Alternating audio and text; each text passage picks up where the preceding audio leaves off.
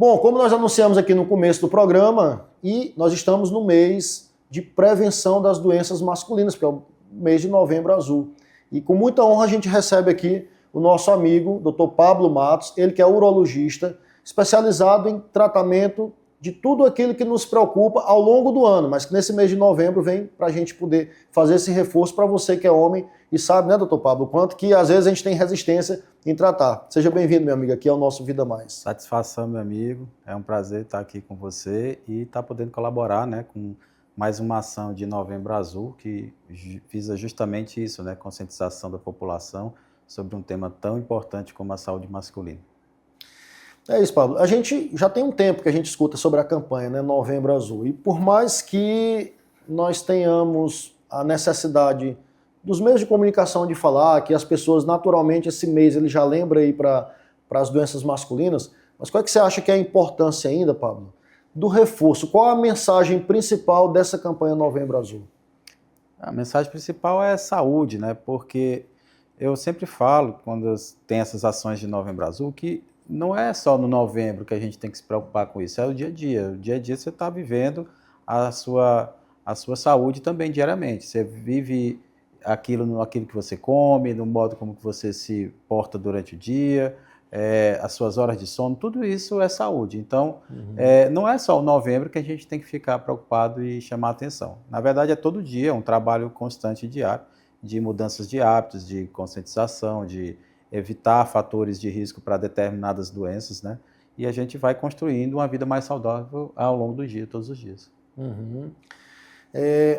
De diagnóstico de forma geral, assim, se a gente for pensar, e aqui, Pablo, muitos dos telespectadores nossos aqui, é domingo de manhã agora, entre 7 e 8 da manhã, então a gente tem uma parcela importante dos nossos pacientes também que nos assistem. Se a gente for pensar em tratamento, a gente vai já voltar para as causas, mas eu queria dar uma avançada aqui na nossa conversa já para tratamento, que muitas vezes assusta. Hoje em dia nós temos acessos a tratamentos que são menos invasivos e que são menos traumáticos para o paciente. O paciente que descobre uma doença importante, que precisa passar por uma cirurgia, ele tem opções melhores hoje de tratamento? Sim, ele tem opções melhores. Tratamento, especificamente aqui falando de câncer de próstata, que é a doença mais importante do momento, ele varia desde de apenas vigilância, né, vigiar o paciente ao longo do tempo, a tratamentos cirúrgicos, né, passando também por radioterapia, hormonoterapia. E quando a gente fala em cirurgia, a gente tem, de fato, diferentes opções terapêuticas na área cirúrgica. A gente tem cirurgias minimamente invasivas hoje, que são provavelmente a cirurgia mais realizada no Brasil, no exterior, em países de primeiro mundo, com certeza, quase 90% dos casos são operados por cirurgias minimamente invasivas. No Brasil, a realidade não é tão favorável assim, mas uma parcela que provavelmente maior parte dela, maioria, sim, já é operada por cirurgia minimamente invasiva. A gente tem robótica, por exemplo, que é uma cirurgia minimamente invasiva da última década que ganhou muita força, principalmente na prostatectomia radical, uma das cirurgias onde ela tem mais benefício, né? E a gente vê esse avanço e a gente pode deixar o paciente tranquilo que ele tem várias opções de tratamento, sim.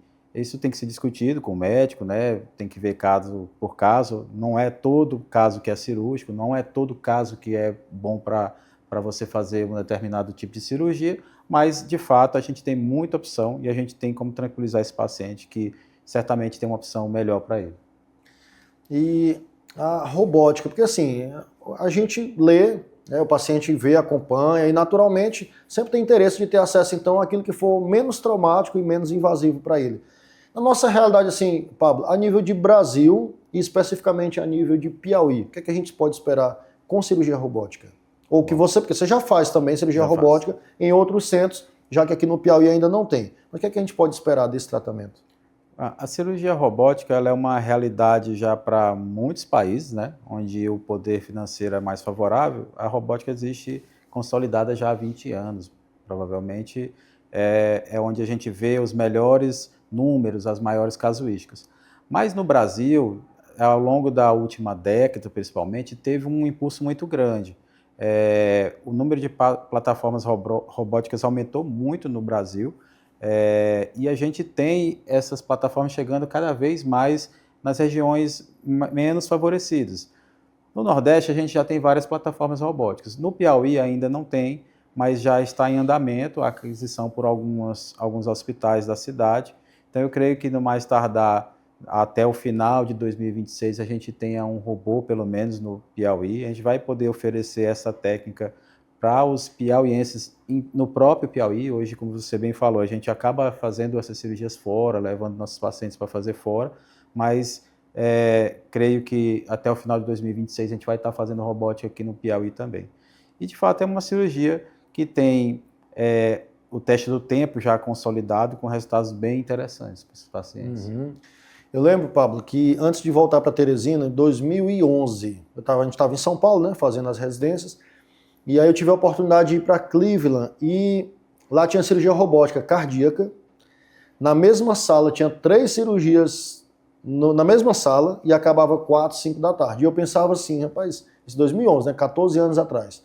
Eu disse, isso aqui tão cedo não vai ter em Teresina para a gente ter um sistema para que pudesse operar esses corações de forma robótica. O que o tempo mostrou é que, apesar de naquele tempo parecia que estava muito bem estabelecida, mas de fato talvez a sua especialidade foi a que mais avançou com isso. Antes de voltar aqui para as causas, para o diagnóstico, para sintomas, mas eu queria manter esse foco um pouquinho nesses novos tratamentos, Pablo.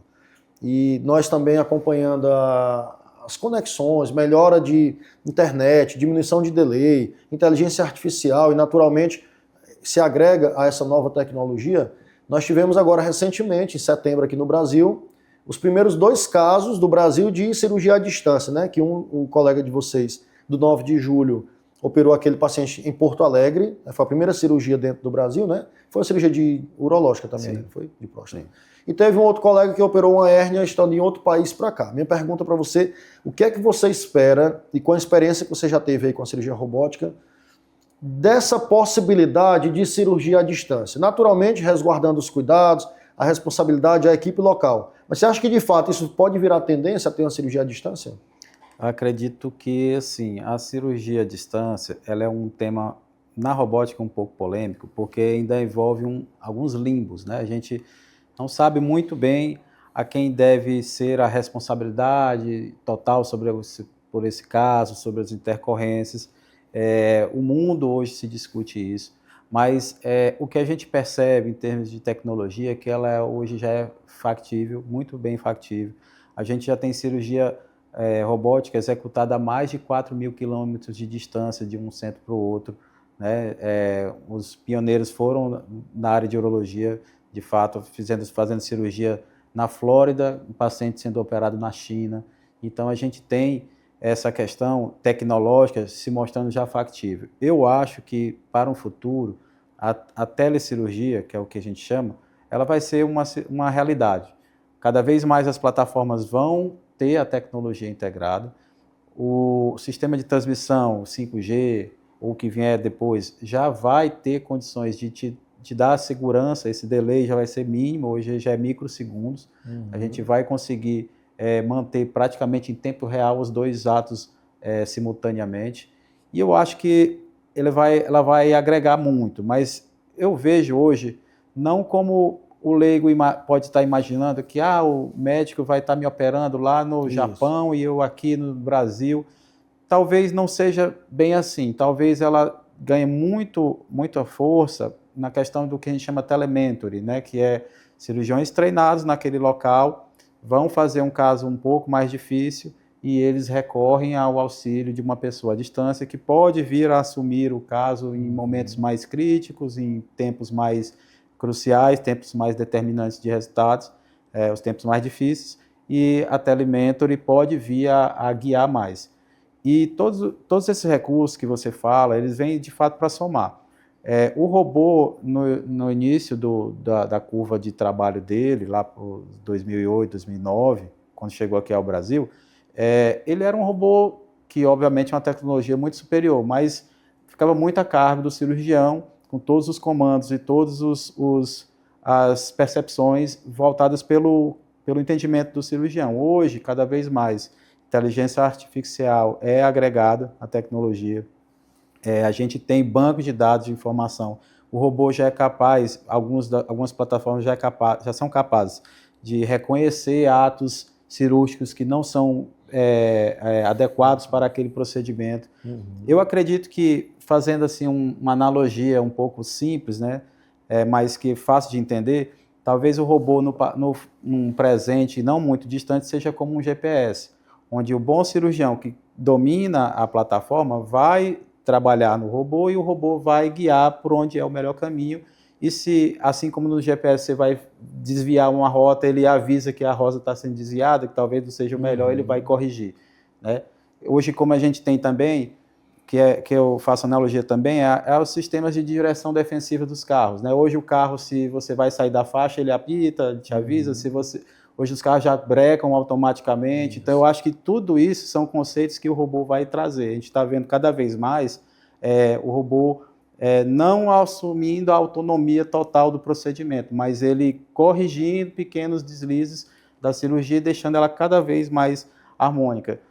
Em congresso a gente vê até às vezes tem um trabalho muito citado lá, que ele mostra em imagens que o cirurgião em curva de aprendizado, né, ele faz um desenho como se fosse mapa de calor por onde os braços do cirurgião se mexem. Então, na curva de aprendizado, o mapa de calor é bem grande, a mão está lá longe e tudo, aí cada vez que ele vai ficando mais proficiente, a mão vai ficando mais encolhida e os movimentos vão cada vez menores. Então, ele vai do exterior para o interior concentrando. Então, eu acho que o robô ele vai ajudar muito isso aí.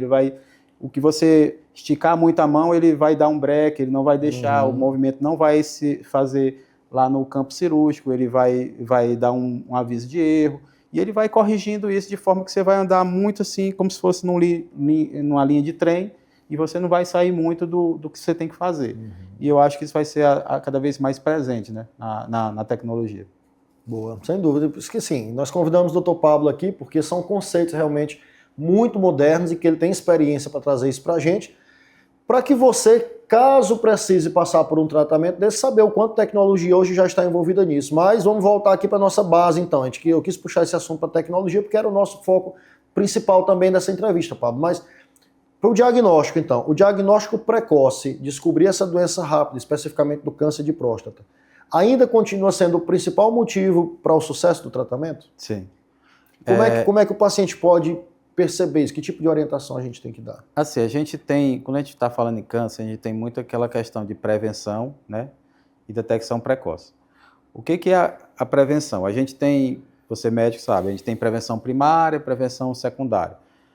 No câncer de próstata, os principais fatores de risco que são sabidamente conhecidos são fatores primários que envolvem situações que a gente não tem como mudar. Por exemplo, o envelhecimento é um dos principais fatores de risco. Quanto mais velho você fica, maior a sua chance de ter câncer.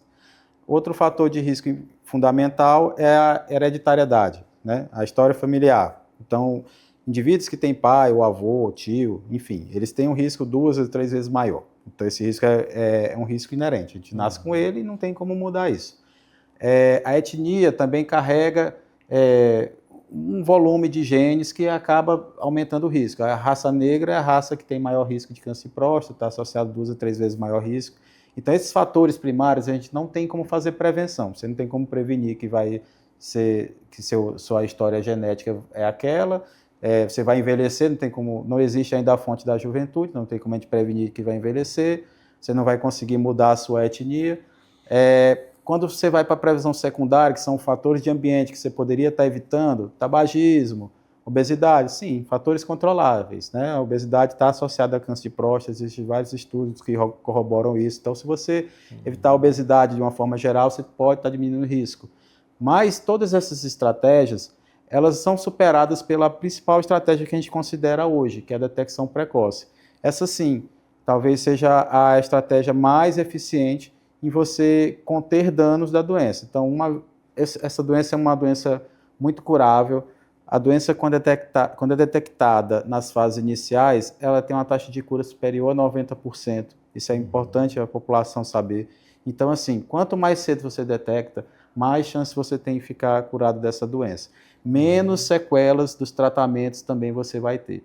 Isto é reforçado, inclusive, por conta dos tratamentos menos invasivos. Porque quanto menos agressiva a doença está no corpo do paciente, menos invasivo você pode ser, você pode causar menos dano, menos sequela, menos impotência, menos incontinência, né? Então, a principal estratégia que a gente usa hoje não é em si a prevenção, no sentido de prevenção primária, é a detecção precoce. Essa sim, comparando com todos os estudos que comparam as estratégias, a detecção precoce é de fato a estratégia mais eficiente. Então, por isso que a gente, no Novembro Azul, não só no Novembro Azul, mas no ano inteiro, a gente bate muito nessa técnica. Visite o médico regularmente, faça seus cuidados regularmente, porque você vai estar, talvez, detectando a doença numa fase mais cedo e vai poder intervir mais cedo e ter melhores resultados. Qual é a recomendação hoje, então? Quando que o homem deve procurar o urologista? Para aqueles indivíduos que não têm fator de risco, né, você pode fazer o início desse acompanhamento regular em torno dos 50 anos. E aí as estratégias são diversas, né? Há quem diga que anual, a cada 2, 3 anos. Tem um estudo que não faz muito tempo, tem uns 2 anos mais ou menos, que ele mostrou que acompanhar a cada 3 anos, um acompanhamento bem feito, é a mesma coisa que está acompanhando anual. Então, assim, se você não tem capacidade de fazer anualmente, ou por questões logísticas, ou por outras dificuldades, pelo menos a cada 2, 3 anos estaria suficiente. Para aqueles pacientes que têm fatores de risco consagrados, como eu falei, que é história familiar, raça negra, né? Esses aí é diferente, vocês precisam acompanhar mais cedo. Então, o que a maioria das sociedades de especialidade de urologia, Brasil, exterior, Estados Unidos, Europa, recomenda é 45 anos de idade. Aí você deveria iniciar mais cedo, pelo menos 5 anos, para esse perfil de paciente. Perfeito, Dr. Pablo. É isso, pessoal. Nossa intenção aqui é sempre levar a melhor informação para você. E, Pablo, a gente teremos outros momentos. Eu vou lhe convidar também outras vezes, que não seja aqui presencial também, se não for aqui para a gente falar de outros temas. Mas nós temos quadros aqui dentro do Vida Mais, e às vezes são informações mais curtas. Então, lhe agradeço mais uma vez sua presença aqui com a gente. Mas antes da gente finalizar, gostaria que você deixasse um recado para os nossos telespectadores, porque naturalmente a gente percebe isso no dia a dia, que alguns podem ainda ter um pouco de resistência em procurar uma consulta com um urologista. Então, qual o recado que você pode passar para essas pessoas que eventualmente sabem da necessidade, mas têm esse receio ainda? Você que acompanha o Vida Mais e está vendo aqui o que a gente está falando, eu tenho um recado especial para você. O recado é: saúde custa pouco. O que custa caro é tratamento. Então, se você consegue ser um pouco disciplinado, um pouco focado em cuidar da sua saúde, você vai ter uma vida muito melhor, um envelhecimento muito mais saudável. Então, assim, a visita ao urologista é uma visita como qualquer médico. O médico vai fazer uma avaliação de você, envolve exame físico, existem tabus contra isso, mas isso já caiu por terra. Você não vai deixar de ser homem, você não vai perder a sua autoestima por fazer avaliação urológica. Ao contrário, a gente está aqui para tentar ajudar você a manter a sua longevidade. Então, você que está nos assistindo, procure o urologista, faça o seu acompanhamento, especialmente se você tem mais de 50 anos. É o momento que você precisa realmente desse acompanhamento regular. A gente vai fazer tudo o que é possível dentro da luz do conhecimento, da luz da ciência, para fazer a sua vida ser mais saudável, você ter mais longevidade. E se, por uma infelicidade da vida, você tiver um problema de saúde, você vai ter a assistência precoce, a detecção precoce e o tratamento precoce. Certamente você vai estar bem, você vai estar curado e você vai estar podendo curtir aí a sua vida com a sua família, com seus entes queridos, praticando o que é o melhor do mundo, que é viver bem, que é estar feliz com seus entes queridos, né? Então, eu acho que é isso. Perfeito. Então, Pablo, meu amigo, muito obrigado pela sua gentileza de vir aqui, pela nossa amizade, não só construída dentro do hospital, mas construída dentro dos gramados também, né, Pablo? Nosso amigo Pablo é um especialista, além de ser craque de bola, atacante, é quem organiza os nossos campeonatos também. Pablo, meu amigo, obrigado pela presença. Obrigado, eu que agradeço. Eu agradeço, é uma honra, um prazer, conte comigo sempre. Obrigado, cara.